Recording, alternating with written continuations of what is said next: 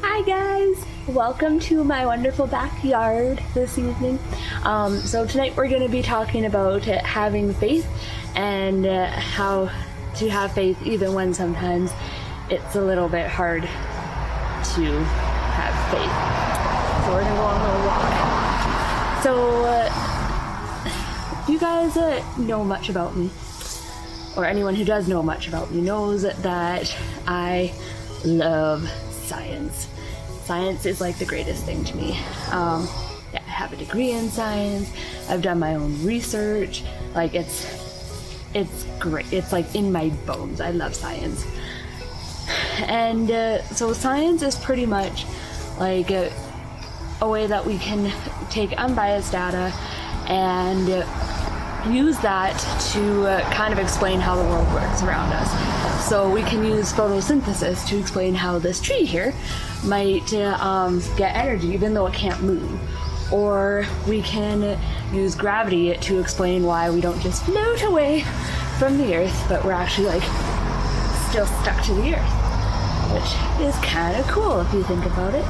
And like for me as a Christian, I think of science as a way to kind of like explain how God works and how he kind of keeps our planet in motion and, you know, functioning like a normal healthy planet does. So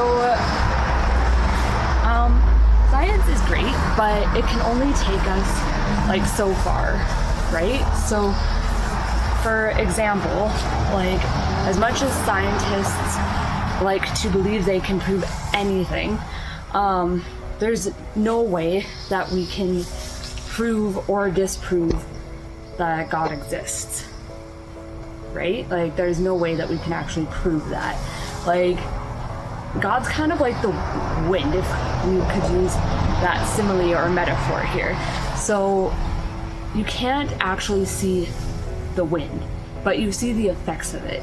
You see it, like how it interacts with things, like in the trees, or like how it pushes debris around, things like that. Like God is a similar thing. Like you can see the aftermath of him and how he impacts things, which is really cool. Now, I'm going to give you guys two fun examples. One is going to be a nice scientific example because I love science, and one is a not so scientific example. So the first example, my science example, is just the fact that we as humans exist, which is pretty cool. So first of all, there's the fact that our planet can actually support life, which is kind of crazy.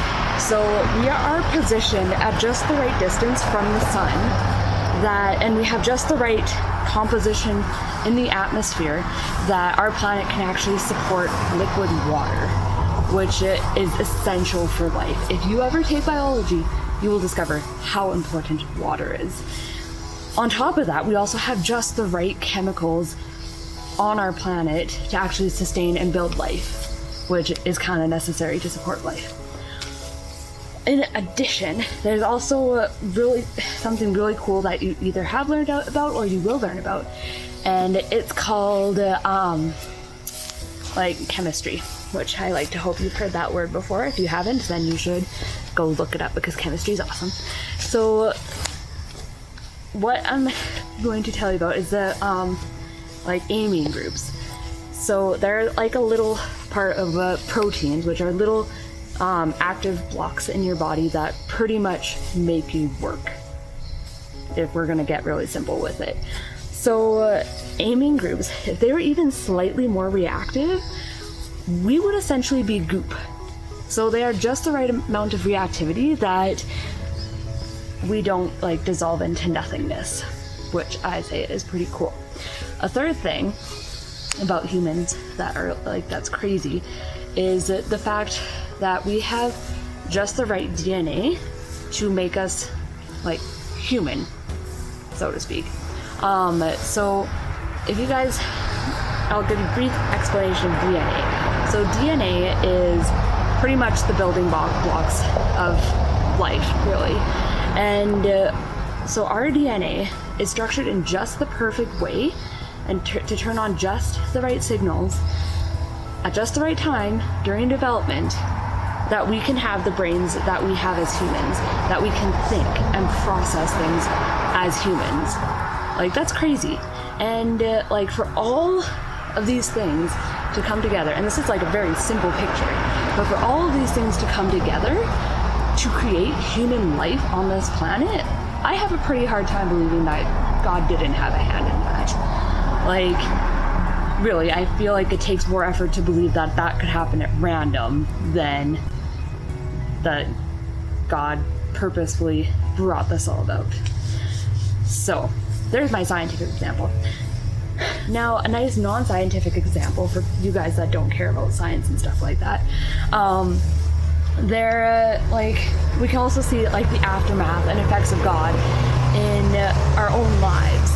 So, like, we may not necessarily feel God working in a situation, but a lot of times we can look back and be like, oh, like, God was at play this entire time. There was no way I would have gone through that without him, right? And like, if you don't know what I'm talking about, you can ask your small group leader, and they could totally, I'm sure, give you a perfect example from their lives about that, which I think is really cool that we do have experiences like that. Anyways, so I'm sure you guys are probably wondering about now, like, why do I bring all this, like, science and my love of science up? So, because of the way my mind works and loving evidence to, like, the nth degree, I love data. It makes me so happy.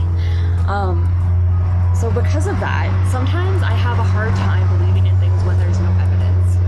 So, like I said before, we can't prove that God exists. We can't prove that he doesn't exist. So there has been times for me where it's like, I struggle with that. I struggle with the fact that I can't, like, prove that he's real, which is kind of a big deal. And now I'm going to read you a story about, like, Thomas in John chapter 20, verse 24 to 29. And so this is right after Jesus had appeared to his disciples after, like, the resurrection. So verse 24. So now Thomas, one of the 12, was not with the disciples when Jesus came. So the other disciples told him, "We have seen the Lord." But he said to them, "Unless I see the nail marks in his hand and put my fingers where the nails were and put my hand into his side, I will not believe." A week later, his disciples were in the house again, and Thomas was with them this time. Though the doors were locked, Jesus came into the room and stood among them and said, "Peace be with you." Then he said to Thomas, he looked right at Thomas and said this, "Put your finger here, see my hands, reach out your hand and put it in my side. Stop doubting and believe." So Thomas said to him, "My Lord, my God." Then Jesus told him, "Because you have seen me, you have believed. Blessed are those who have not seen and yet have believed." And yeah, I share that with you guys to kind of emphasize the point that, like, I felt like Thomas sometimes. Like, sometimes I think, like, if I don't have this evidence, I don't think I can believe this. But the cool thing, well, this is so cool, guys, so listen closely. The coolest thing is that God is super faithful, and he works with us on, like, our faults. And for me, this is a huge fault, obviously. And he's just kind of worked, like, with me through this struggle, and has kind of helped me come to the realization that we can have all the evidence in the world. We could even have evidence that proved that God existed. But, like, all that evidence does not produce genuine faith. What produces genuine faith is having that faith even when all the odds are against you, even when it feels impossible to believe that. So now we're going to take some time, and we're going to split up into our small groups and have a little bit of a discussion about faith and how we can potentially have that faith even when it is completely against the odds. So